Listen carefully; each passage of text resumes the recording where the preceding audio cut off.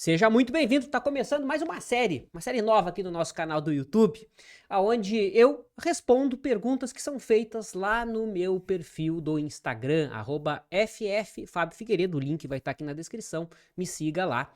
Às quintas-feiras abrirei caixinha de perguntas e responderei as perguntas aqui no YouTube. Por quê? Porque aqui eu posso explorar mais, eu posso aprofundar mais as respostas. Combinado? Então, bora trazer aí alguns questionamentos importantes que o pessoal faz lá no Instagram. Vamos começar? Mais uma vez, toda quinta-feira terá a caixinha lá no Instagram e nas quintas-feiras eu publico o vídeo aqui no YouTube. Fechado? Então vamos pegar aqui as perguntas que o pessoal me enviou por lá. Começando aqui com a pergunta do Guilherme, onde ele questiona o seguinte: qual a melhor técnica de gerenciamento de risco em long and short, tendo em vista que a taxa de acerto é maior que 50%? Então, essa é a pergunta do nosso amigo, né? Como gerenciar risco nas operações de long and short? Acho que, primeiro de tudo, olha como é legal responder por aqui, né? É importante botar todo mundo na mesma página. O que é o long and short? Então, o long and short é uma operação que envolve duas ações, dois ativos que compartilhem de uma tendência comum. Vamos pegar, por exemplo, Itaú e Bradesco. São papéis do mesmo setor, onde quando um sobe, outro sobe, quando um cai, o outro cai, ou seja, são papéis que tendem a ser impactados pelas mesmas questões macro, né? Ou seja, o juro vai impactar da mesma forma, enfim, compartilham uma tendência comum. No entanto, em algum momento, Itaú vai subir mais que Bradesco, ou Bradesco vai cair mais do que Itaú, e aí nasce uma operação que é o long and short, onde eu vou comprar aquele papel que está, entre aspas, barato, e vou vender o outro ativo que está caro. Perceba que eu posso financiar, né, a compra do ativo comprado com o caixa do ativo que eu estou vendendo. Sim, eu posso vender um ativo que eu não tenha, né? Caso tenha algum amigo que está iniciando no mercado e não saiba. Na bolsa a gente pode vender um ativo que a gente não tem. Isso se chama venda alugada. Eu alugo esse ativo e vendo ele no mercado, entra caixa, esse caixa eu posso comprar um outro ativo. Então esse é o long and short. O long and short, por natureza, é uma operação de retorno à média, aonde o que importa não é o preço relativo dos ativos, o que importa é, como eu já disse, a relação dos dois ativos. E o que eu coloquei de retorno à média é esta relação que a gente vai observar, buscar o retorno à média desta relação. Existem diversos métodos para se operar long and short. Eu, particularmente, utilizo um método que se chama cointegração. Tem vídeo aqui no canal do YouTube se você procurar, né? Aonde a gente opera o resíduo estatístico entre esses dois ativos. Pode soar super complexo, mas não é. É algo relativamente simples, né? E tem outros métodos, como, por exemplo, o método de correlação, que é mais simples. Tem gente que utiliza análise técnica para fazer o long and short, tem gente que utiliza análise de fundamentos, né? O cara lê o balanço de um papel e o balanço de outro, e, poxa, esse papel aqui tá caro pelo motivo A, B, C ou D, e o outro tá barato. Então o indivíduo vai lá, compra aquele que tá barato e vende aquele que tá caro, né? Sempre se autofinanciando. A pergunta do nosso amigo diz respeito a como gerenciar risco, dado que as operações de long and short tendem a ter uma taxa de acerto maior do que 50%. Por quê? Porque as operações tendem a ser de retorno à média. Normalmente, né, as estratégias que são de retorno à média tendem a ter uma taxa de acerto um pouco maior, né? No entanto, não tem nada a ver com controle de risco, né? Ou seja, você não vai controlar risco baseado na taxa de acerto, isso não tem nada a ver. Né? O modelo pode ter 50% de taxa de acerto, pode ter 70%, 65%, detalhe, né? Teve no passado, não quer dizer que vai continuar tendo, a expectativa é que continue a ter, né? Ou seja, não tem nada a ver você querer controlar risco baseado em taxa de acerto, não tem nada a ver. Se controla risco, existem diversas filosofias de controle de risco, né? Diversas fórmulas super complexas, mas o que importa para se controlar risco é o seguinte: se tudo der errado, quanto que você perde? Você aceita esse prejuízo? É isso que importa. Não adianta você formular uma equação super complexa, né, prevendo o quanto o mercado pode cair no futuro, como é o modelo de VaR, por exemplo, né? Mas a probabilidade é muito baixa, só que dessa probabilidade baixa acontece e você se vê em maus lençóis, né? Então sempre considere o seguinte: se o mercado for contra mim, quanto que eu perco? Eu aceito esse risco? E qual é o pior cenário? No passado, a minha estratégia, quanto que ela gerou de drawdown? Então, o que importa para o trader, pessoa física, é justamente isso, né? É assim que a gente controla risco. Quanto que você aceita perder num trade? Se você for estopado, é R$ 500, é R$ 1.000, é R$ 5.000, é R$ 10.000? Quanto você aceita perder? E detalhe, quanto você aceita perder sem chorar, sem ficar chorandinho, ai meu Deus, eu perdi dinheiro, agindo como alguém racional, como alguém maduro, que aceita risco das coisas. né? Sem ficar de chororô depois. Quanto você aceita perder? Porque as pessoas subestimam o risco, né? Ah, não, eu sou galo, eu aceito 10 mil de risco. Aí toma um stop de 10 mil, toma 3 stops seguidos de 10 mil, coisa que é natural, né? 3 stops seguidos, totalmente natural, né? Mas o cara toma um risco muito maior do que ele suporta, aí ele se borra todo e não consegue mais continuar operando. Ou seja, o problema não é da estratégia, é ele que não controla risco. A propósito, né? As pessoas costumam associar quando alguém quebra no mercado, a estratégia que ele está operando. Não. A pessoa que quebra no mercado, ela quebra porque ela não controlou risco, porque ela se alavancou, tá? Então, gerenciamento de risco, seja em long and short, seja em opções, seja em swing trade direcional, né, que o long and short não é uma operação direcional, se controla risco da seguinte forma: quanto que você aceita perder sem chorar, sem pedir por mamãe, né? E estatisticamente a gente costuma dizer, né, que pela minha experiência, a maioria das pessoas aceita no máximo, assim, tranquilamente, 1% de risco do capital. Tá? Isso é o mais comum, ou seja, se o indivíduo tem 50 mil reais, ele fica ok se ele aceita um risco de 500 reais por operação. Então, se ele perde 3 trades seguidos, daria 1.500 reais, né? 3% do capital total, coisa que não vai ter grandes impactos, né? Coisas que é relativamente tranquilo de recuperar, ainda mais com cabeça boa, né? O problema é operar muito pesado, aí você toma 3, 4, 5 stops seguidos, fica todo machucado na cabeça e não consegue seguir as próximas operações. Então, resumindo a primeira pergunta que chegou ali, né? Como se faz gerenciamento de risco em long and short porque tem taxa de acerto maior que 50%? Não se faz gerenciamento de risco baseado nisso, se faz baseado em duas coisas: quanto você aceita de risco por trade. A maioria das pessoas vai aceitar de maneira amigável 1% de risco, tá?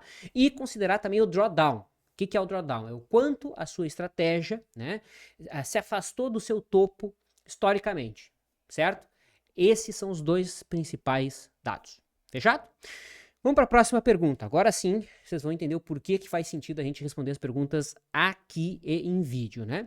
Como saber se um ativo tem liquidez para operar opções? Essa pergunta ela é muito boa e para isso eu preciso compartilhar minha tela, tá? Vamos responder aqui a pergunta do Edu. Deixa eu compartilhar minha tela. Aqui está. Então aqui nós temos a tela do OpLab, que é a nossa parceira, né, da plataforma de opções, combinado? Olha só que interessante. Então aqui vamos, por exemplo, eu tenho aqui as opções aqui, ó, uma call, strike 127, tá? Então aqui o strike 127 de BOVA, vencimento em dezembro, tá? Então perceba aqui, ó, você vai olhar o book de ofertas, vai olhar os vendedores e vai olhar os compradores. Ou seja, tem gente querendo comprar a R$ 3,66 e tem gente querendo vender a R$ 3,69. Ou seja, uma opção relativamente líquida, né? Já teve 1.200.000 de negócios hoje e tem apenas 2, 3 centavos, ou agora 3, 4 centavos de diferença entre comprador e vendedor. Tá?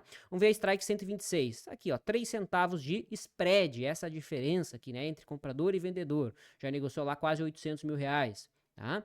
Aqui o strike 128, também 3 centavos de spread. Né? Então você vai ter que observar a diferença entre os compradores e vendedores. Né? Quanto menor for o spread, melhor. Agora vamos comparar esses strikes aqui de dezembro com os strikes de janeiro, 127, 28 e 29. Então aqui eu já estou em janeiro, ó. 127, olha como é que tá a diferença aqui, ó. Tem gente vendendo a 4,90 e tem gente comprando a 4,15. Ou seja, essa é uma opção que não é tão líquida quanto a de novembro. Negociou 700 mil reais, mas já não é tão líquida. Tem um spread relativamente grande, né?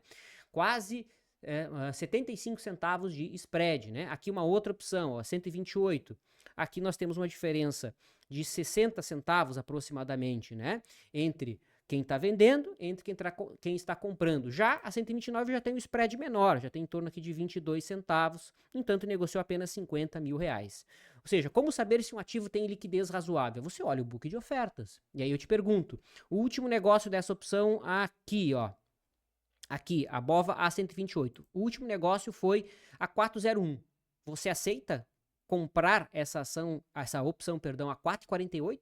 Você aceita? Não, né? Poxa, 10% acima do último negócio. Ou seja, essa opção não está com uma liquidez tão boa ainda, certo? Então é uma coisa, não vou dizer intuitiva, é uma coisa, poxa, é só olhar, né? Não tem uma fórmula matemática para definir qual é a liquidez ideal. Você vai ter que olhar o book de ofertas e quanto menor for o spread entre comprador e vendedor, melhor. Quanto mais negócios ela teve, melhor. No momento, As opções que vencem na terceira sexta-feira de dezembro ainda são as mais líquidas, no entanto, as opções aqui de janeiro, que é a BOVA A e a BOVA M, já começam a ganhar liquidez de verdade a partir do dia 45, né? Quando faltam 45 dias úteis de vida. Nesse momento que eu gravo o vídeo, faltam 48. Combinado? Pergunta do Rodrigo. Commodities. Entende ser um mercado mais fundamentalista do que gráfico? Discordo, Rodrigo, né? Porque todo mercado tem algum embasamento fundamentalista, né? Não existe mercado fundamentalista e mercado gráfico. Isso não faz muito sentido, né? Porque quem vai montar a posição de longo prazo normalmente vai ter que estudar a empresa, né? Vai ter que estudar aquela companhia, vai ter que olhar os seus números, né? Via de regra. E aí, no curtíssimo prazo, antes de ir lá apertar o botão e executar a sua ordem, o indivíduo vai sim dar uma olhada no gráfico, vai interpretar, né? Tem gente que diz, não, eu nunca olho o gráfico do ativo. Olha sim, sempre que você vai comprar um papel ou vender, você olha, né? Como é que o preço de hoje está em relação à abertura ou em relação à semana passada, né? E isso nada mais é, mesmo que intuitivamente você está construindo um gráfico ali na sua cabeça, né? Então, não existe um mercado mais técnico ou mais fundamentalista, né? O que as commodities se diferem das ações é que os fundamentos das commodities são mais triviais, são mais óbvios, né? Porque o que impactam as commodities? Como o caso do boi ou o milho, né? O tempo, né? Oferta e demanda, né? O que mais? A sazonalidade, se está entre safra ou não, né? Enfim, são coisas mais palpáveis, né? Tem menos expectativa em relação a uma empresa, né? Alguma commodity que outra pode sofrer alguma questão geopolítica, né? Mas querer separar, né, mercado mais fundamentalista ou mais gráfico não faz sentido. Até porque o gráfico, o que é, Rodrigo? Nada mais é do que o histórico de preços, como que as pessoas negociaram no passado aquele ativo, né? E a gente quer interpretar se o preço está subindo, se o preço está de lado, se o preço está caindo, qual é a força que está dominando, né, aquele ativo naquele momento, naquela janela de tempo que eu estou observando. Fechado? Muito bem, vamos aqui para a pergunta agora do Luiz, em que ele questiona o seguinte: já testou a técnica UPS do Larry Williams? Muito bem, eu vou compartilhar minha tela.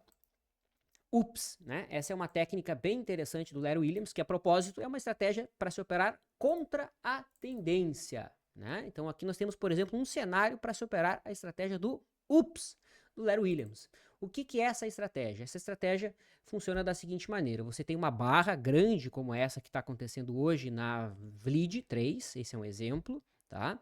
Se amanhã o mercado abre em gap de alta, perdão, ou seja, o mercado subiu, está longe das médias, deixa uma barra grande, certo? Longe da média.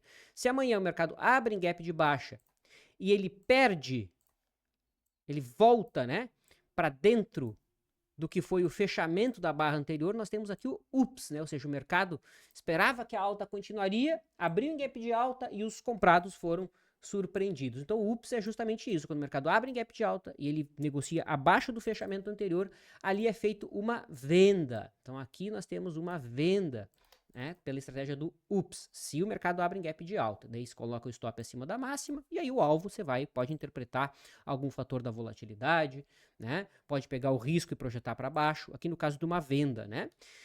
Vamos pegar um outro exemplo aqui. Não é tão trivial aparecer essa estratégia, tá? Importantíssimo dizer isso. Aqui, ó. Aqui nós tivemos uma estratégia do UPS na compra, que inclusive deu stop, né? Ó. Então aqui o mercado fechou uma barra grande, longe da média. Quanto mais longe da média, melhor. Aí no dia seguinte o mercado abriu em gap de baixa. Tá vendo? Ó? O mercado abriu aqui, ó. O fechamento do dia anterior foi aqui, a abertura foi aqui embaixo. Então ali, quando o mercado negociou acima do fechamento anterior, foi uma compra. Se colocou um stop abaixo da mínima, né? Foi um stop mais curtinho. E não é o tipo de stop que eu gosto de trabalhar, né? Acho que aqui o stop ficou muito curto, né? Apenas 23 centavos. Considerando que ali nós tínhamos um risco de um true range de 74, mentira, de 63 centavos, né? Mas enfim, isso aí já é outro assunto. Pela técnica original, se colocaria o stop aqui embaixo, tá? E aí o alvo é aquela coisa, né? O alvo é pessoal, posso pegar o risco e projetar para cima. Aqui deu stop, ó. No dia seguinte o mercado seguiu em queda, teria perdido a mínima para daí sim ele evoluir, tá? Então, o UPS é nada mais, nada menos do que isso, né? Inclusive aqui, ó. Esse aqui era um cenário para trade de UPS ou não? Aqui. Ó, barra grande, longe da média, abriu em gap de alta, voltou, negociou abaixo, né? Ou seja, chamou venda, e aí o mercado estopou. Tá? Ou seja, peguei nesse ativo 2 cenários aqui que não foram tão interessantes assim, né? Então, essa técnica do Larry Williams, que é o UPS, é muito similar, se não igual, à tática de guerrilha do Oliver Vélez, né? Eu, particularmente, não gosto muito de operar essa estratégia, mas dependendo do contexto, quando o mercado está bem esticado, como foi, por exemplo, no dólar, né? É um contexto que me interessa. Tá? Só que aí que tá, no dólar, no caso, ó, que teve uma barra grande, longe da média, tinha tudo para ser uma barra de exaustão, só que no dia seguinte o mercado abriu em gap de baixa, então não foi exatamente aqui o UPS, né? O UPS teria que aberto em gap de alta. Aqui foi uma tática de guerrilha, tá? Aqui nesse caso, pela tática de guerrilha, você colocaria o gráfico de 60 minutos, certo? Marcaria a mínima, a perda da mínima teria venda, e aí o alvo é aquela coisa. O alvo é sempre pessoal. Você pode pegar um fator da volatilidade, o risco projetado para baixo, no caso de uma venda, né? Certo? Então, eu nunca operei exatamente, Luiz, a estratégia do UPS, embora já operei por muito tempo a estratégia da tática de guerrilha, mas assim, são contextos muito específicos para se operar. Realmente, quando o mercado está bem esticado, bem longe da média e deixa algum tipo de barra de exaustão, né? Que são essas barras grandes, certo? Depois de vários dias em alta, né? Eu prefiro a tática de guerrilha porque ela é mais abrangente, ela não fica só exigindo o gap a favor, né? O gap de continuidade. Fechado? Vamos para mais uma pergunta. A pergunta do GRB Trader. Ele questiona o seguinte, né? Que ele começou a operar day trade.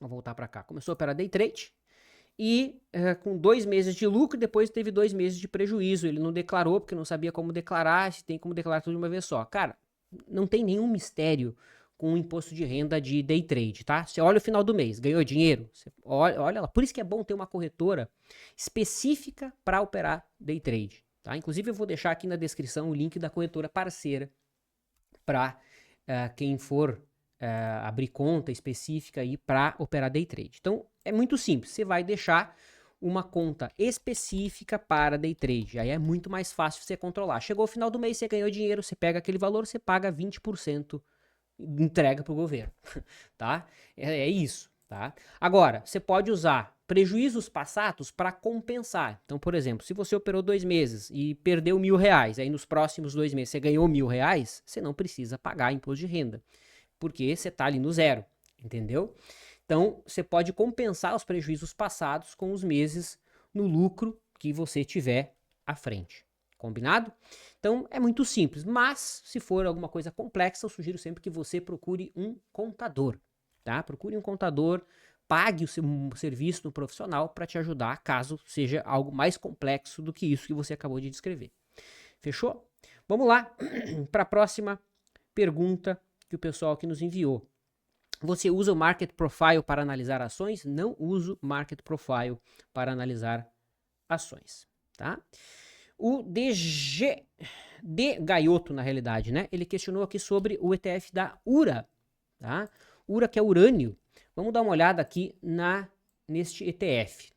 Vou compartilhar aqui a minha tela e a gente vai fazer uma análise juntos deste ativo, tá? Então aqui nós temos o gráfico da URA, certo? É um papel que no momento vem corrigindo dentro de uma tendência de alta mais longa, né? Que eu estou no gráfico diário, eu posso colocar aqui o gráfico semanal, tá? Fica mais fácil de observar aqui uma tendência de alta. Ficou em dúvida para interpretar essa tendência? Você coloca a média móvel, tá? Coisa mais simples. Coloca a média. Opa, média móvel, cadê você? Moving Average. Aqui, ó, Moving Average. Vamos colocar aqui a média móvel de 20 semanas, tá? Então eu gosto de olhar a média móvel de 20 e a média móvel de 50. São as duas médias que eu gosto de utilizar, tá? Então aqui, média móvel de 20 e de 50. Se você vai operar, se você vai buscar sinais mais longos, o ideal é buscar entradas próximo à média, tá? Seja a média móvel de 20, seja a média móvel de 50, como foram aqui, né? Todas essas janelas aqui no gráfico semanal né? Essas aproximações à média móvel costumam ser bons pontos de entrada quando a gente considera o gráfico semanal, tá? A chave é buscar trabalhar um stop mais longo, né? Nunca buscar, vou deixar o stopzinho aqui na mínima da semana. Busca, no mínimo, 3 mínimas anteriores para se trabalhar um stop. Isso vai te forçar, inclusive, a trabalhar com uma posição menor, tá? Agora, respondendo aqui a tua questão, né? URA rompeu o topo e agora está voltando. O ponto-chave é que a URA rompeu o topo, rompeu. Entanto, isso aqui é um falso rompimento. Isso aqui não é bom, né? Então, por isso que é bom aquele bom senso da gente saber interpretar o movimento do mercado, né? Se a gente fosse colocar as regras tradicionais de análise técnica, isso aqui deveria ser um sinal a ser evitado, né? Porque o mercado rompeu o topo e voltou após o rompimento. Só que aí que tá, esse é um comportamento típico do papel. Então é bom eu conhecer o ativo que eu estou operando. Ó. O mercado rompe, não evolui, volta para as médias e vai embora. Então aqui a prova em um ativo que não faz sentido buscar rompimentos. Ó. Rompeu, voltou para perto da média aqui, foi um bom ponto de entrada. Quando o VO rompe o topo anterior, costuma ser um mau sinal. Ou seja, aqui uma estratégia interessante seria buscar compras próximo da média e buscar sair quando? Quando o mercado justamente ultrapassa o topo anterior. Fechou acima do topo anterior, você realiza, tá? É óbvio que terão cenários como aqui, né, em que você foi estopado. Aqui foi uma compra, indiscutivelmente, mas que gerou stop, né? Então, óbvio, enquanto aqui você teve boas entradas, aqui você teve um stop. Então, agora eu entendo ser um ponto muito próximo de uma boa entrada na URA, tá? E a saída poderia ficar caso o mercado negocie acima do topo anterior. Lembrando que eu estou aqui no gráfico semanal, operações mais longas, tá? Aqui no gráfico diário, nesse momento, eu não teria nada a fazer, eu observaria, caso o mercado rompa essa linha de tendência mais curtinha, seria uma sinalização da mesma forma para o mercado voltar para o topo anterior, tá? Para quem gosta de ondas de Elliott, lembra bastante, né? Ó, 1, 2, 3, e aqui uma suposta onda 4, para aí o mercado fazer uma onda 5. Só que aí que tá, se isso aqui for uma onda 4, isso aqui deve triangular, né? Ondas 4 tendem a triangular, correto? Enquanto aqui a onda 2 foi aguda, né? Ó. Certo? Então onda 2 aguda, correção lateral é o que eu esperaria aqui, né? Mas ainda assim, se tiver paciência, é um trade que tende a evoluir bem. Essa plataforma aqui é a plataforma da X-Station, tá? Para você acessar essa plataforma de maneira gratuita, tem um link aqui embaixo também na descrição do vídeo. O Alas questionou sobre o boi gordo. Dá uma olhada aqui no boi gordo. Ele coloca que o BGI FUT, né, estaria num ciclo de 70 dias. Inclusive, pessoal, essa última entrada aqui pelo método bastante simples que a gente segue num treinamento que eu tenho chamado Commodities Express, né, deu um sinal lá em agosto, né, a entrada principal, vamos dizer assim, a entrada inicial, e já deu R$85 de lucro. Sabe o que é R$85 de lucro no boi gordo? Só para vocês terem uma noção, né, contextualizar vocês, ó. 85 vezes 330, R$28 mil com um contrato de boi gordo. Você tem noção disso? Um contrato, ele equivale a R$108 mil, mas você não precisa desses 108 mil, tá? Se eu não me engano, a margem hoje está em torno de R$7 mil para operar um contrato. No treinamento Commodities Express, eu ensino como fazer os aumentos de mão aqui, né, nesses períodos lateralizados, tá? Inclusive eu nem citei, né? Peço perdão, a gente vai ter a Black Week, tá, pessoal?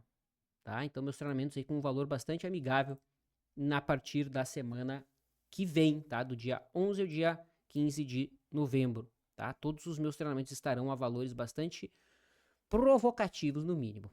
Mas, respondendo aqui a pergunta do Wallace, ele questionou se existiria um ciclo de 70 dias. Perceba, eu estava com o gráfico assim, né? Com esses gaps estranhos aqui.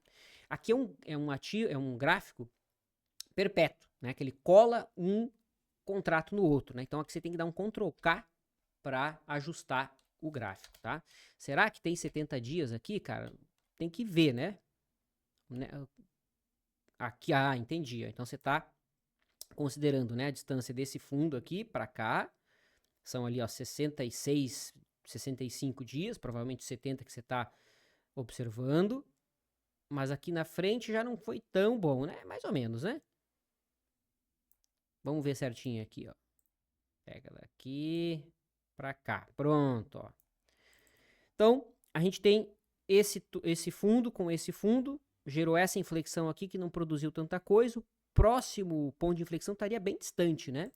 Vamos voltar para trás desse ciclo para ver se encaixa alguma coisa aqui, ó. Vamos ver lá para trás. Mais ou menos, né? Volta mais ainda. Então aqui, a distância entre cada uma dessas barras é aproximadamente 60 e poucos dias, né? Cara, eu não vejo nada muito amigável aqui, só tem diferença daqui para cá, né? Ó, nesses dois fundos aqui, ó. Aqui tem 66 dias, eu poderia jogar para frente para buscar a próxima inflexão, mas eu não vejo isso sendo respeitado, né? Então tem que ter esse bom senso quando a gente vai usar esta técnica aqui, né? Que eu explico no meu livro aqui, inclusive, que é da gota, né? Você encontra um ponto central e vai medindo aqui para ver o que o mercado respeita. Eu, particularmente, não achei nada. Ó, aqui 52, ó, me pareceu um pouco mais amigável, né? 52 dias, vamos ver 52 dias para frente. Ó, esse aqui já pareceu fazer mais sentido, né?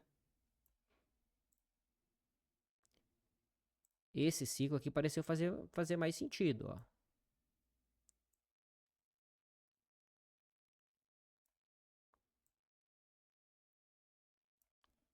Um pouco mais, né? Aquelas coisas. Olha aí, ó. Tá? Então aqui a gente já tem. Ou seja, não adianta ter só um ponto futuro, né? Tem que ter mais pontos futuros. Tá? Então, aqui eu vejo, né? Que seria um ciclo. A diferença daqui para cá 50 dias, daqui para cá 50 dias e daqui para cá 50 dias, né? Até então, onde o mercado deu ali uma descansada. Certo? Então, tá aí, boi gordo comentado. Vamos para a próxima questão, né? Qual que seria o próximo alvo do juro? Vamos lá. Juro futuro, DI 1F26. Essa questão aqui foi do Jefferson. Bom, o juro chegou num alvo bem importante, né? Eu tinha um alvo setado para o juro aqui na região dos 12,70. É exatamente essa região aqui. O mercado chegou a ficar parado ali por 10 pregões, sentindo aquela mais, né? 13 pregões, 2 semanas. Aí deu essa estilingada aqui do comecinho de novembro. O mercado acabou buscando a próxima região de alvo, tá? Que era justamente essa faixa aqui que vai dos 13,03 até 13,41 e foi lá que o mercado parou, tá? Então, próximo região de alvo tá aí, ó, 13,40, né? Essa aí seria a próxima região, caso o mercado venha a renovar máxima, né? O IFR tá bastante elevado aqui, né? A gente tem o IFR já veja, bateu em 75, então não seria de se estranhar que o mercado dá uma descansada. Poderia até renovar a máxima atual para fazer uma divergência de baixa no IFR, que seria o mais esperado, né? Se a gente traça uma linha de tendência aqui no IFR, a gente já consegue encontrar um possível advanced breakdown, né? Então aqui faz sentido aí monitorar tal cenário no juro, né? Se o IFR perder a linha de tendência, é provável que o preço também venha a perder. O mercado tem uma estilingada aqui eufórica no primeiro pregão de novembro, tá? Eu vejo numa região muito interessante para se buscar compra de títulos pré-fixados ou uma exposição a IPCA+, né? Sempre alocando um percentual da carteira que se aceita, né? Especialmente deixar até o vencimento, tá? Qual foi o seu payoff no índice e no dólar? Questionou o Gustavo. Na realidade, qual foi o seu payoff? Então, Gustavo, eu não opero índice dólar, tá? Mas eu posso te mostrar, como foi outubro nas ações, né? Que é o que a gente opera lá na sala DTZ. Eu achei que eu tinha deixado separado aqui, mas não ficou, né? Deixa eu pegar aqui. Já mostro para você. Aqui, ó.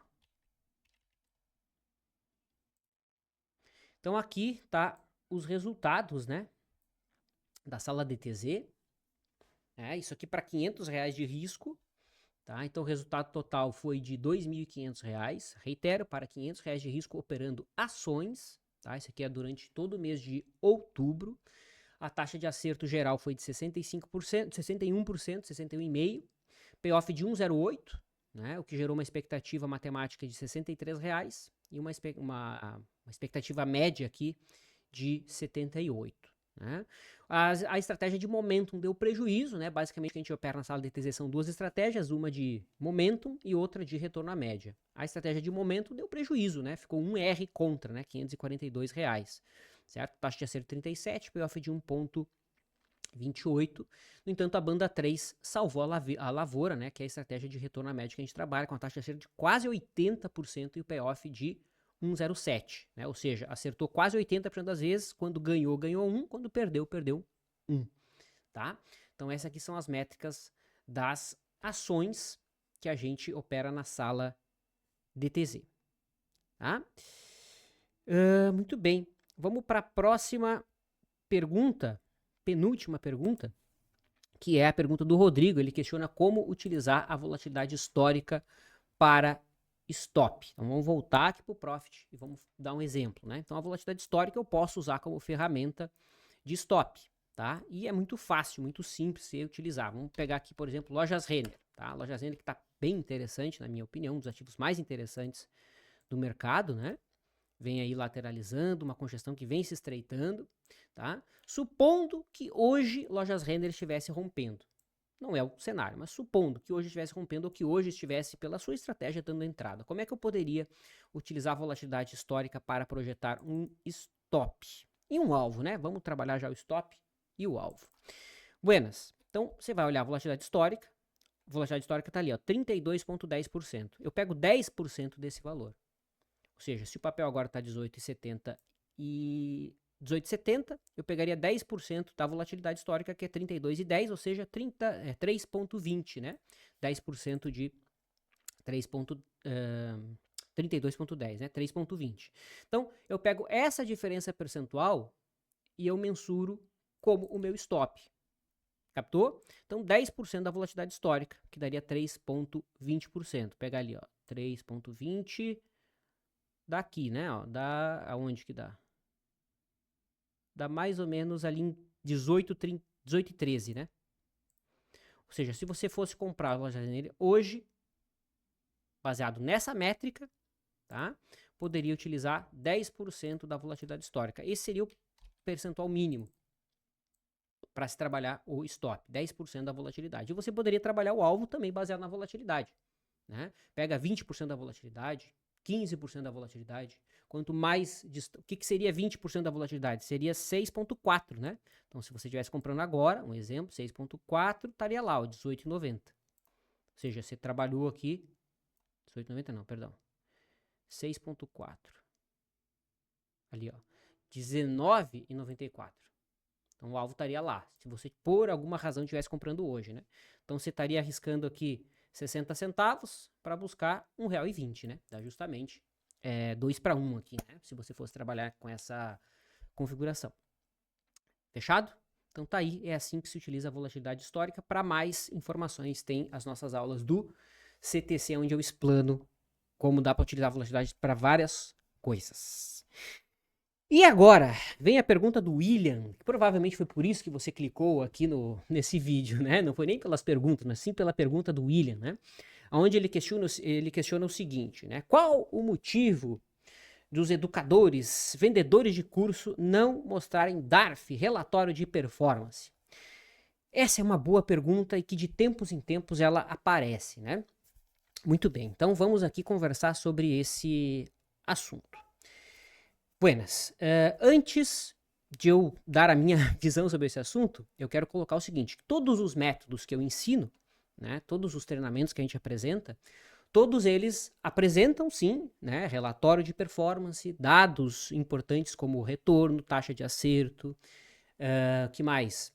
Payoff, né? Vamos dar uma olhada, Vamos pegar aqui, ó, por exemplo, vamos pegar o método de day trade, né, da nossa sala lá do Day Trader Zen, tá? Cara, tá aqui o resultado. Desde agosto de 2023, quando a sala começou, né? Então, considerando um capital aqui de R$10 mil, tomando R$500 de risco, né? O capital atual estaria lá na região dos R$45 mil, né? Então, aqui a gente tem todos os dados, né? Do método, tá? Tem os melhores dias para operar, taxa de acerto, payoff, né? Então, aqui a gente tem todas essas informações. Deixa eu pegar aqui os dados, por exemplo, do método Vlad de Swing Trade, né? Também, então aqui todos os resultados, tudo controlado, né? O método Vlad de Swing Trade existe desde agosto de 2016, né? Então gerou um retorno médio ao ano de 40%, média mês de 2,8, apresenta o drawdown, ninguém mostra drawdown, né? Pois é, tá aqui, ó, drawdown. Quem mostra esses dados assim, né?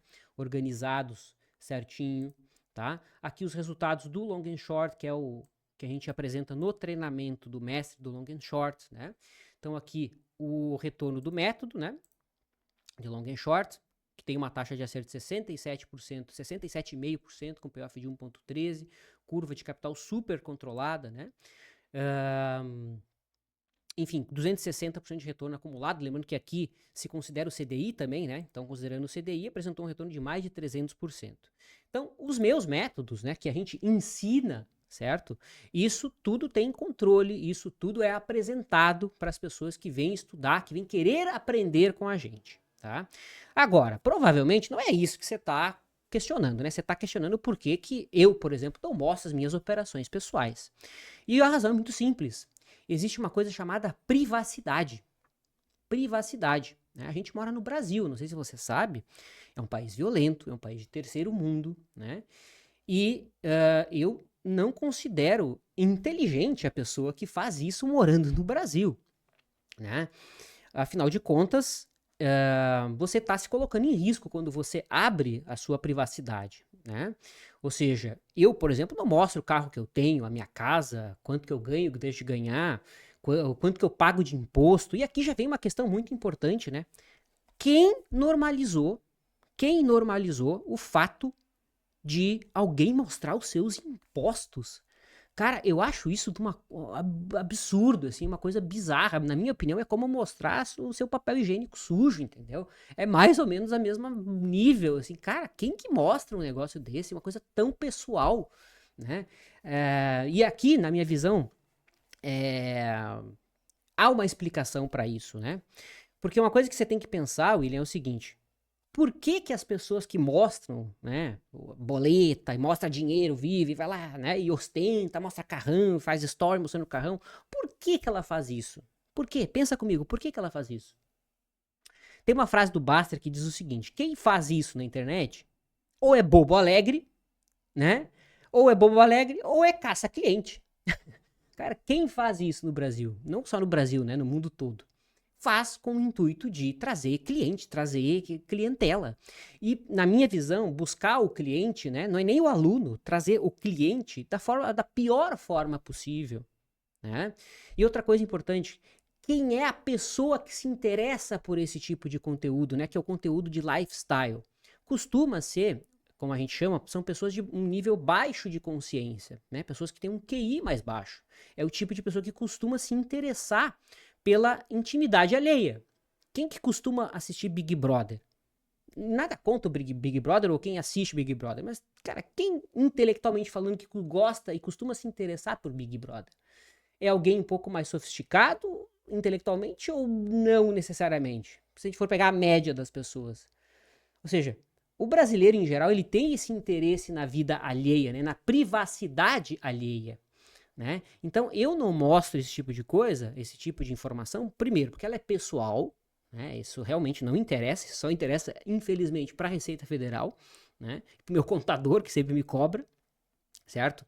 E eu não apresento porque eu não quero, eu não converso com esse público que é sensível a esse tipo de ostentação. Quem me acompanha no Instagram sabe, né? Eu não fico mostrando meu carro, minha vida, minha mãe, né? Para onde eu viajo. Faço um story que outro quando a gente faz uma viagem, mas quando eu já tô lá, né? Não fico ostentando, porque eu não atraio esse público, entende? Eu não quero atrair esse público. Não é o público com o qual eu converso, entende? Então eu procuro uma pessoa que quer aprender. Olha a diferença. Eu quero uma pessoa que ela tem intenção de colocar energia para aprender alguma coisa. E aquilo que eu ensino, obviamente, tem os resultados. As operações pessoais, isso não interessa. Interessa só para mim e para o meu contador e para a Receita Federal, como eu falei. Fechado? Então, é isso. Né? De tempos em tempos, semanalmente trarei mais vídeos assim respondendo perguntas, por isso me siga lá no Instagram e podem fazer, obviamente, as perguntas polêmicas, mas se identifique, né? Não vem com perfil falso, obviamente, para que a gente possa fazer uma coisa super legal e trazer um conteúdo bacana. Fechado? É isso então, até a próxima.